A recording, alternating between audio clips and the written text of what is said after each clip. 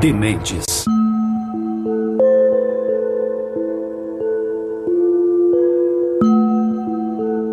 I was a good Catholic. I said my prayers every day. I went to church every Sunday. I made sure that I went to confession at least once a month. Between October 13th, 1972 and February 13th, 1973, I did in fact murder 13 people.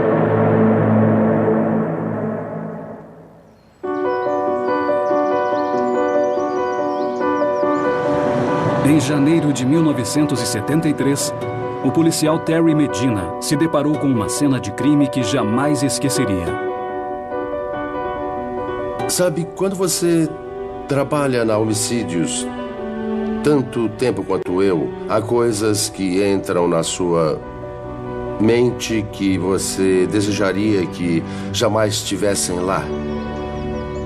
Aquele chalé é uma das cenas que ainda me atormentam. Medina foi chamado a um chalé na floresta, perto de uma antiga atração turística nas montanhas de Santa Cruz, conhecido como Mystery Spot. É nesse lugar que eles anunciam o fenômeno do desconhecido, onde o planeta e a gravidade não existem como em outros lugares. O fato é que na noite em que os corpos foram descobertos, certamente eles não tinham seguido o curso da natureza tal como conhecemos. Foi na época de Natal.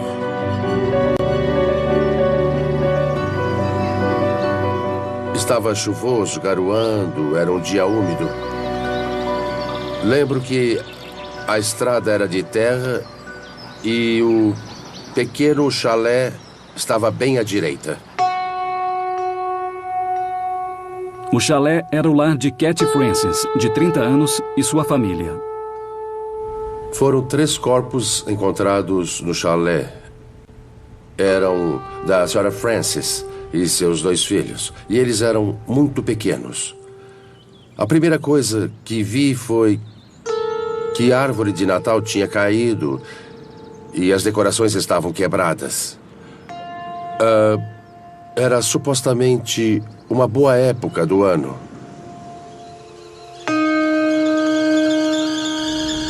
Era óbvio que tinha havido uma luta bem violenta na casa. Ela lutou muito. Os filhos de Cat estavam jogando na cama. O assassino atirou neles e os apunhalou com uma faca de caça. Um deles ele puxou pelo pé para mais perto e o esfaqueou.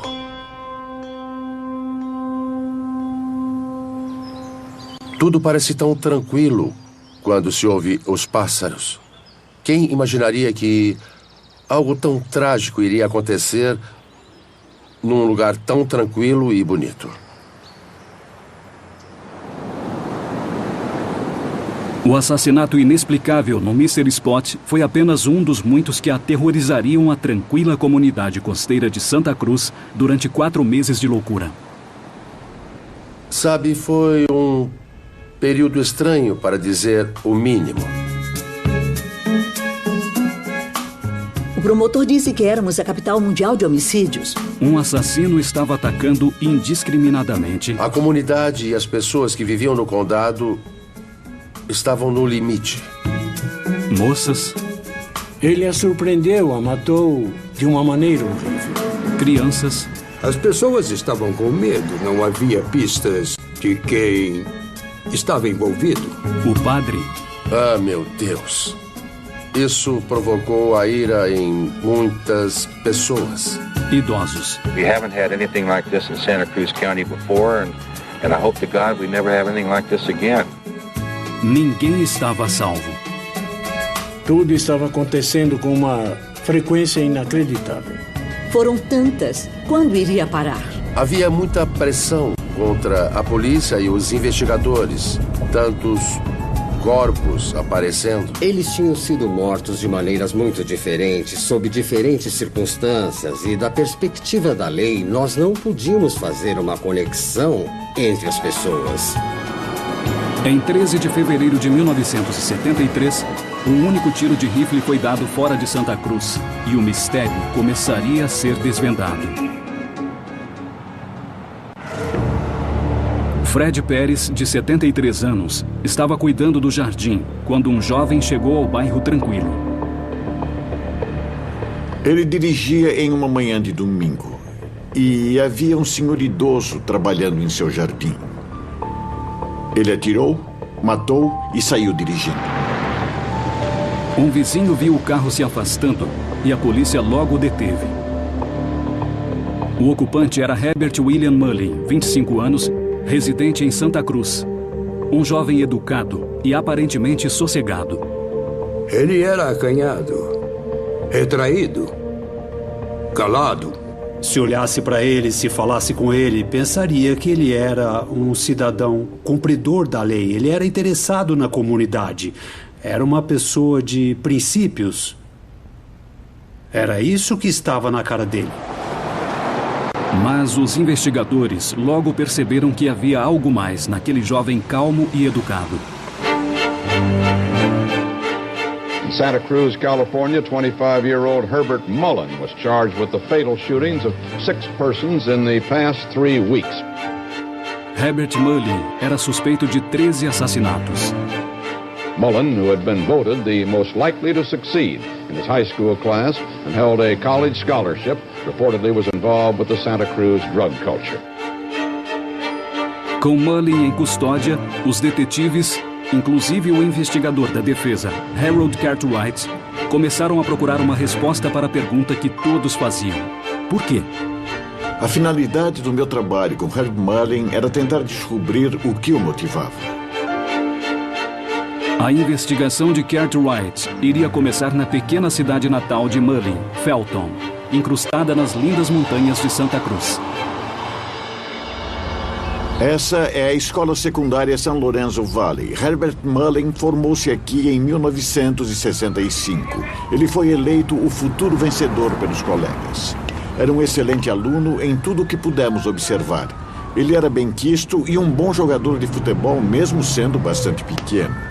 Aqui era um jovem maravilhoso e alguns anos mais tarde tornou-se um assassino em série.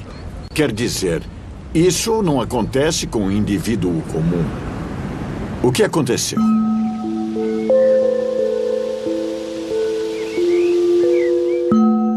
My name is Herbert William Mullin, and I was born on April 18th, 1947 at 6:06 a.m. My earliest memory was I was crawling on my hands and knees,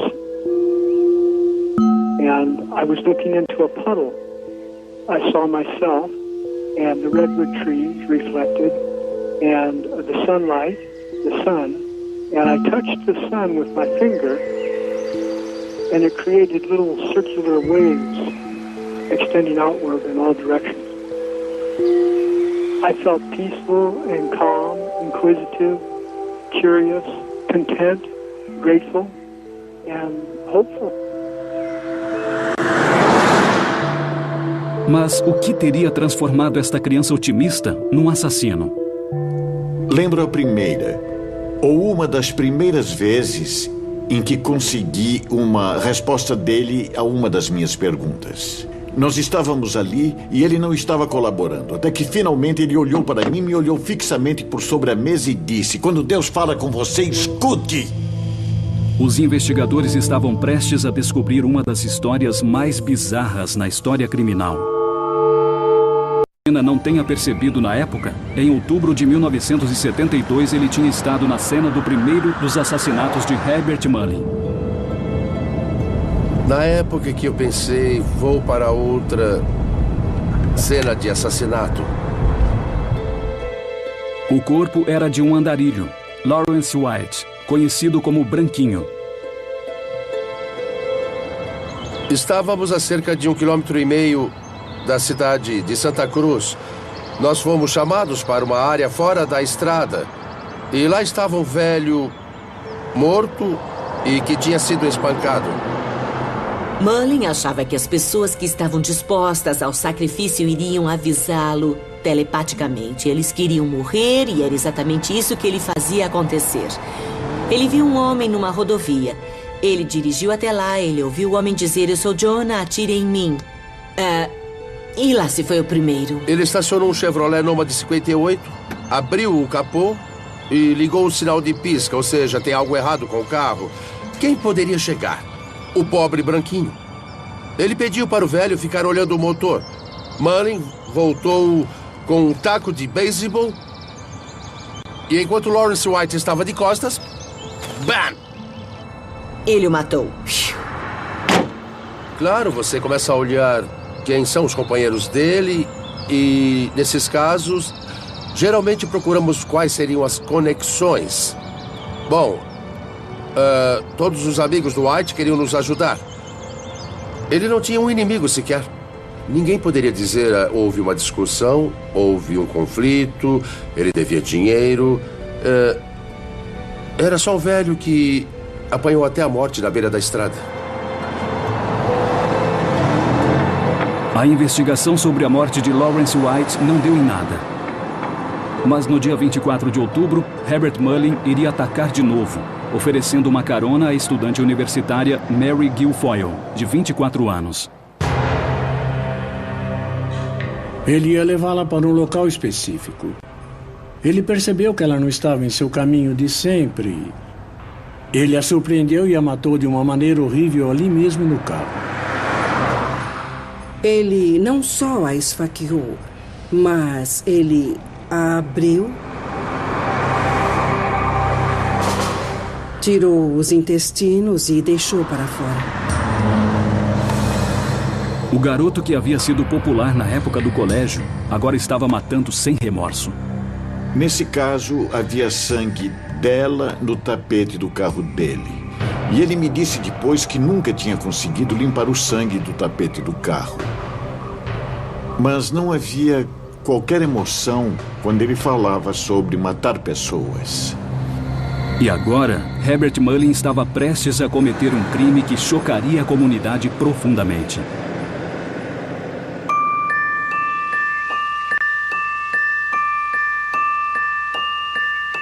No dia de finados, novembro de 1972, Herbert Mullin entrou na igreja de St. Mary, em Los Gatos. O querido padre Tomei estava no confessionário.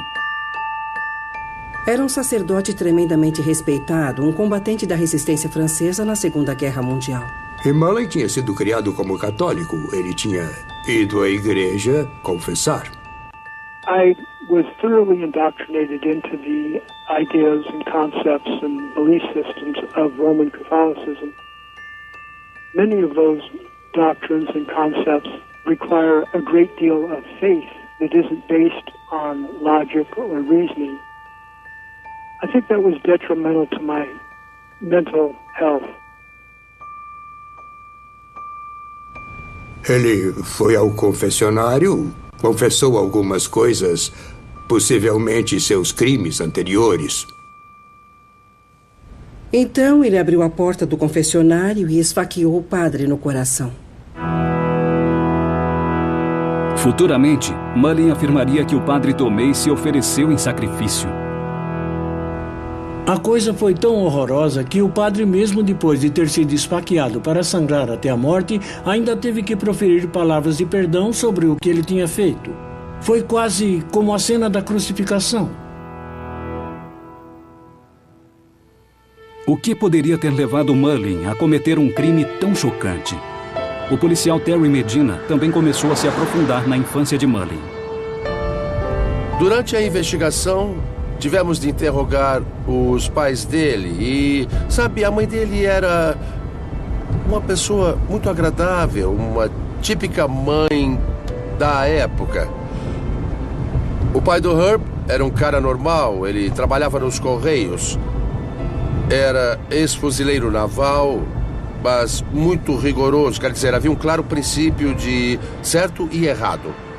I entered St. Stephen's Grammar School I was a good student, I think, from my point of view. I always did my homework at night. I was always on first team. I was a pretty good athlete. I thought that it was leading me towards a beneficial lifetime, so that I could be a good member of my family and the community. As investigações detalhadas não provaram nada de significativo ou de anormal sobre a infância de Mullin até o fim de sua adolescência. Depois da escola, ele começa visivelmente a se deteriorar mentalmente. Mullin começou a mudar. I'd been dating a girl during 1964, 65, and 66, and 67. In 1967, we became engaged to be married. I think that is basically when mental health issues started to take effect. Falei com a namorada dele da época do colégio, uma bela jovem. Eles ficaram noivos para casar e aí ele começou a agir cada vez mais estranhamente e ela algumas vezes teve medo dele. Ele não deixava que ela tomasse nenhuma decisão. E me lembro que ele batia nas pernas dela quando se irritava ou ficava zangado com ela. My fiancé and my friends were going along with the idea of my parents that I should be kept naive, gullible and immature. O jovem Herbie Mullin estava começando a manifestar sinais de paranoia grave.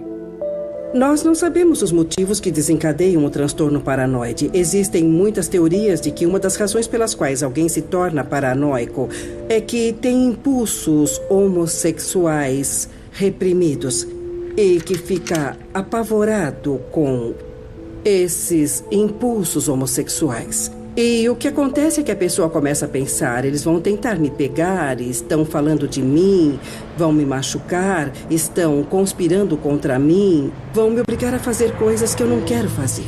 E esse não é um problema de identidade sexual. Acho que as pessoas poderiam confundir e pensar, eles são gays e não gostariam de ser, mas é muito mais, é um sentimento de terror. Então, o que teria provocado essa mudança de comportamento numa pessoa que se dedicava a ser um católico devoto? Quando falei com a irmã do Herbie, ela comentou que a primeira vez que ficou realmente preocupada com o irmão foi numa ocasião em que ele foi jantar com a família dela e começou a imitar tudo o que o marido dela fazia.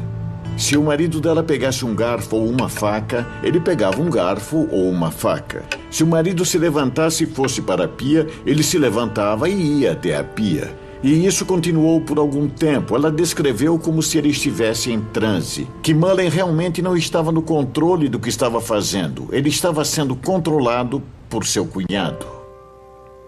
Essa repetição automática é conhecida como ecopraxia e pode ser um sintoma de esquizofrenia. Costuma-se dizer que essa era uma doença de pessoas jovens. O esquizofrênico frequentemente não manifesta sintomas até o final da adolescência ou perto dos 20 anos, apesar de existirem exceções. Mullin também alegou que seu amigo de escola, Jim Dianera, o levou a usar psicotrópicos. Two illegal drugs that I became familiar with was marijuana and LSD. Mullin abandonou o catolicismo em favor de religiões orientais em nome da objeção de consciência. Sua família começou a acreditar que as drogas eram a causa das mudanças extremas no comportamento dele. Muitas pessoas naquela época, incluindo seus pais, achavam que ele não estava bem porque estava usando maconha e LSD. Eu não acredito nisso.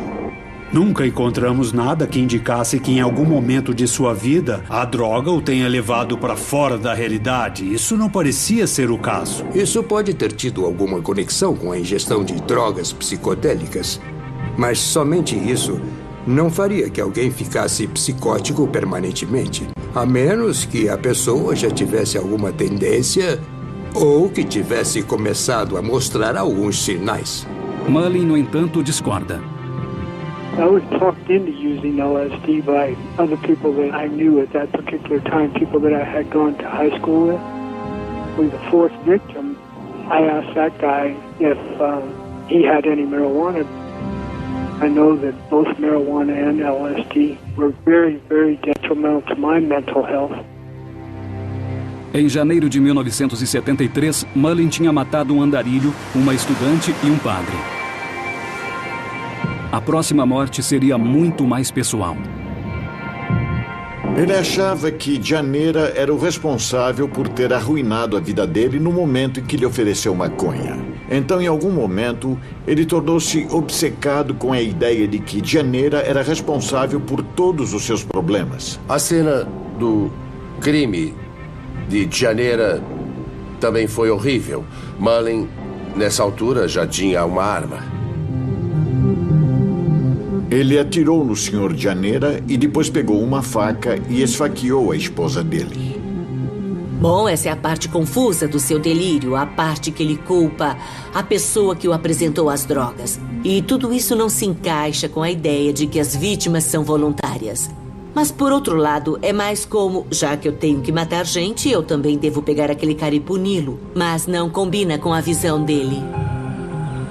A morte do casal Janera contribuiria com uma explicação para o assassinato de Mr. Spot.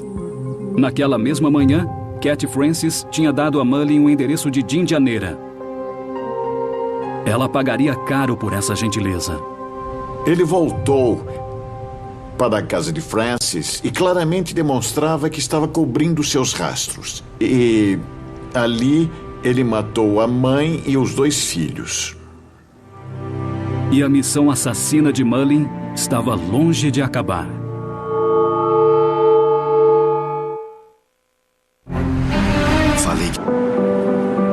Em 1973, Herbert Mullin foi preso por múltiplos assassinatos que ele alegou ter cometido para salvar a Califórnia de um terremoto cataclísmico. Vários dias após a detenção de Mullin, o detetive Terry Medina foi chamado para uma outra cena terrível na floresta de sequoias. Essa área está no Parque Estadual Henry Cowell, mas não é na parte do parque onde as pessoas vão, onde tem as mesas de piquenique e os lugares para acampar. É a parte isolada do parque, pouco usada, uma área montanhosa.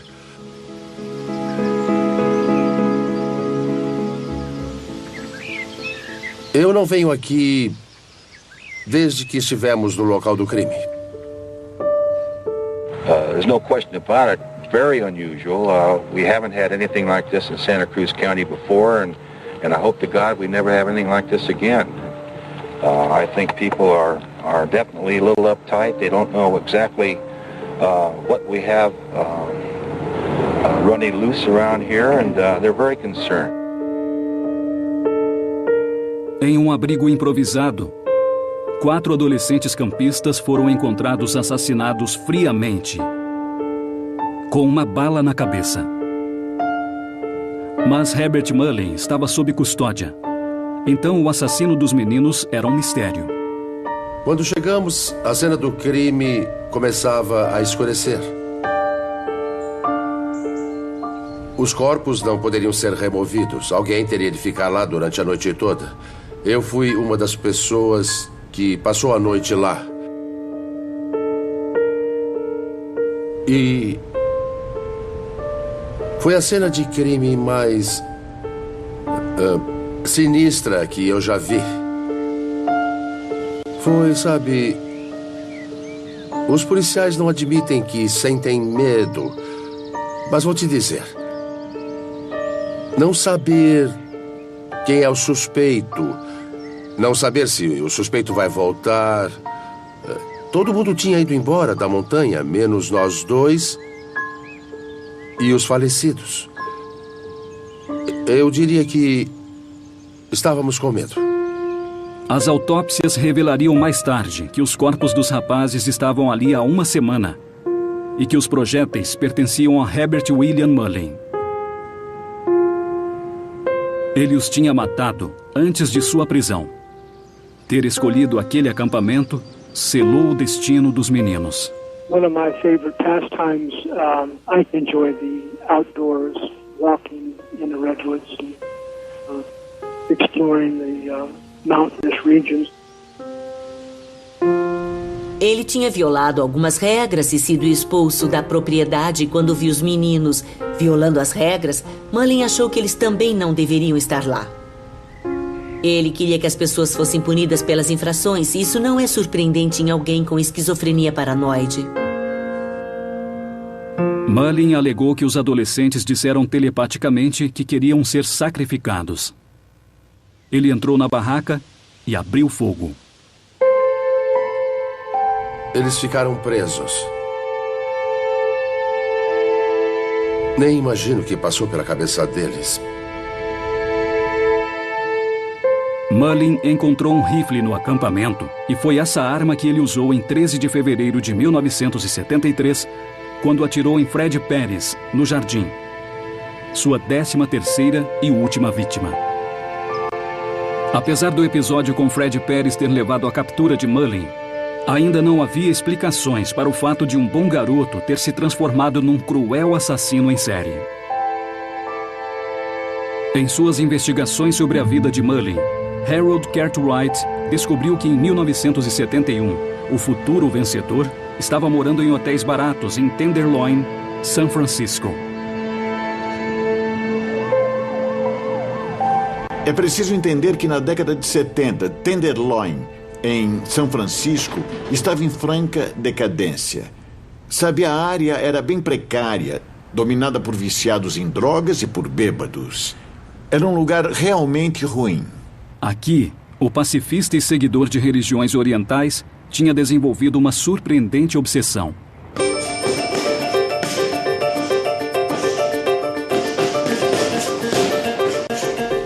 Eu me lembro que o nome do treinador era Vicky. Ele costumava descrever o Mullin como estranho, mas gostava do garoto porque ele tinha muita força de vontade. Ele era sparring de boxeadores com melhor preparo físico. E com certeza ele apanhava bastante, mas sempre se mantinha firme. Vicky o descrevia como um cara de muita coragem. I don't think that I had a conscious intention to engage in that much boxing every day or 4 or 5 days a week for, 6 months? Herbie ficava muito focado quando alguém precisava falar com ele ou estava lá para treiná-lo. Mas era só virar as costas para ele por alguns minutos e você estaria em pé no corner enquanto ele falava sozinho, como se estivesse conversando com outra pessoa. I wanted to program myself to become a successful citizen. And somewhere in my subconscious I focused on my father and how he had told me he had been boxing and so forth during his formative years. And so possibly I engaged in that violent activity because of my desire to be more like him in terms of the success story of a normal natural person in America. Não é raro procurar por alguma coisa que vai te fazer sentir melhor, independentemente do que seja. É bastante doloroso ficar infeliz a esse ponto. A dor psicológica é uma coisa que muitos esquizofrênicos mencionarão em algum momento, que não suportam a dor que sentem. Em Tenderloin, Cartwright localizou um dos hotéis decrépitos onde Mullin morou. Eu localizei a proprietária. Ela havia guardado algumas caixas que ele deixou quando se mudou. Elas estavam cheias de manuscritos e desenhos insanos, além de centenas de páginas que realmente não faziam qualquer sentido. Um dos sintomas de certos tipos de esquizofrenia ou outros tipos de distúrbios de aprendizagem é a hipergrafia, ou o impulso que leva uma pessoa a escrever compulsivamente. Às vezes escrevem nas paredes, nos seus próprios corpos, costumam manter diários, escrevem enormes cartas ao presidente. Não é que eles precisem escrever alguma coisa em particular para ser lida. É só um registro compulsivo de detalhes, detalhes, detalhes. Ele escreveu grande quantidade de literatura e era essencialmente indecifrável enquanto esteve lá. Esses escritos aparentemente sem sentido continham códigos secretos que revelavam uma visão aterrorizante das intenções futuras de Herbert Mullin. Havia bastante material sobre os 12 apóstolos mais um. Claramente insinuava que ele era o 13º discípulo de Deus. Mullin estava começando a desenvolver suas teorias de como ele salvaria a Califórnia do desastre natural. Ele se deparou com uma data de morte que é muito significativa, a de Einstein. E Albert Einstein morreu em sua data de nascimento, 18 de abril, que também coincide com o terremoto de São Francisco de 1906. Ninguém pode dizer qual porcentagem de esquizofrênicos tem essa habilidade, mas é muito comum. O pensamento mágico sobre certos números ocorre e é um de seus delírios.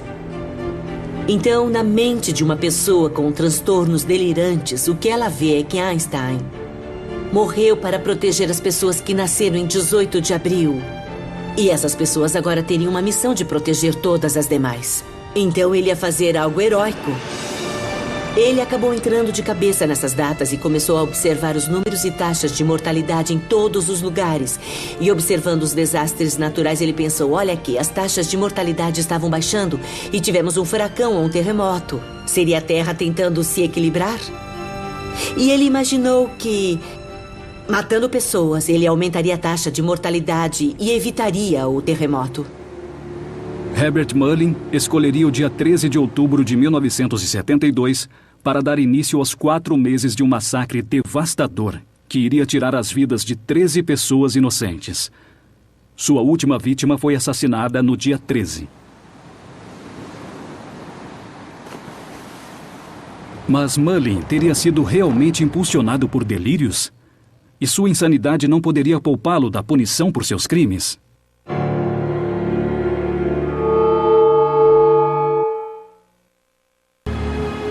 Em julho de 1973, começou o julgamento de Herbert Mullin. Um julgamento que iria chocar, desconcertar e causar repulsa no júri. E também testar o conceito de insanidade. Quando esses crimes horríveis ocorrem, nós ficamos condicionados a pensar que essas pessoas são loucas. E isso prepara o cenário para uma batalha, para saber se eles são legalmente insanos. O estado de espírito foi tudo o que realmente marcou este caso. Bem, essa é a sala onde ocorreu o julgamento presidido pelo juiz Cranish. Deste lado é onde se sentou a equipe de defesa. Desde o momento que Mullin encontrou com seu advogado nomeado pelo tribunal, seu comportamento tornou-se bizarro. Herbert Mullin disse que não me queria porque eu não pareço suficientemente com o Richard Nixon. E aquele não era exatamente o auge da popularidade de Nixon. Era evidente que Mullin era um sujeito estranho. Com o avançar do julgamento, qualquer dúvida que Mullin tivesse sido o autor de todos os crimes desapareceu. O Sr. Mullin normalmente sentava nesta cadeira. Ele costumava interromper o processo de vez em quando. Ficava muito animado em dar detalhes para seus advogados. Quando alguém estava descrevendo a localização de um corpo ou quantas facadas foram dadas e assim por diante. Quando alguém age dessa maneira, está obviamente incriminando a si mesmo. Embora tenha ficado claro para todos que Mullin era mentalmente doente, será que era suficiente para evitar a completa responsabilidade pelos crimes? Até mesmo um diagnóstico de doença mental grave não é o equivalente à insanidade legal. A insanidade legal se refere à responsabilidade moral. Na maioria das jurisdições, ela é baseada na regra inglesa de Manhattan. Parte da regra do Manhattan diz que quando o acusado não sabe que o que está fazendo é errado, não é um homicídio doloso. Bom, ele não sabia que o que estava fazendo era errado pelo que eu vi. Ele achou que estava fazendo a coisa certa. Contra todas as expectativas, Mullin deixou claro que queria falar. O Sr. Mullin testemunhou que é muito raro. Ele veio até aqui e permaneceu em pé. Ficou assim e praticamente nos deu uma palestra. Mullin afirmou que sua família, amigos e vizinhos haviam conspirado para levá-lo a matar. Uma afirmação que ele mantém. I have tried over the years, even during the trial, I've tried to explain that I felt that my family and the people in charge of my upbringing were sort of playing a killjoy sadistic game on my life, on my mind. I think my family and my neighbors, and they knew that I was committing the crimes. Todos os envolvidos na investigação dos crimes de Mullin consideram as afirmações como delírios de um louco. Eu já vi muitos casos onde é tão fácil culpar os pais por coisas que dão errado. Se um dos pais soubesse exatamente o que Herb estava fazendo, eles o teriam entregado. Eu tenho certeza absoluta disso. Uma vez esquizofrênico, sempre esquizofrênico. Os pais dele eram pessoas maravilhosas. E o fato dele pensar daquela maneira é parte de sua doença mental. A pessoa que é paranoica tem o sentimento de que sempre há uma conspiração contra ela. Você pode provar para ela que o que ela está pensando não está certo e, em seguida, você passa a ser parte da pseudo-comunidade paranoide. Mas a loucura de Mullin o ajudaria a escapar da punição por seus crimes? A defesa no julgamento, eu tenho que admitir, fez um ótimo trabalho. Eu comecei a pensar, opa, vamos ganhar este caso? Disseram que se você é Herbert William Mullin, 2 mais 2 é igual a 5. E que tudo que deriva daí é errado. Ele tinha uma premissa de onde ele partiu, e essa premissa era insana. E como resultado, tudo o que ele fez depois, ele pressupôs que fez o que deveria ter feito, o que ele realmente tinha sido chamado para fazer, que era ser um bom cidadão, cumpridor de seus deveres, e seus deveres incluíam matar pessoas. Após 3 dias de deliberação, o júri voltou com o veredito.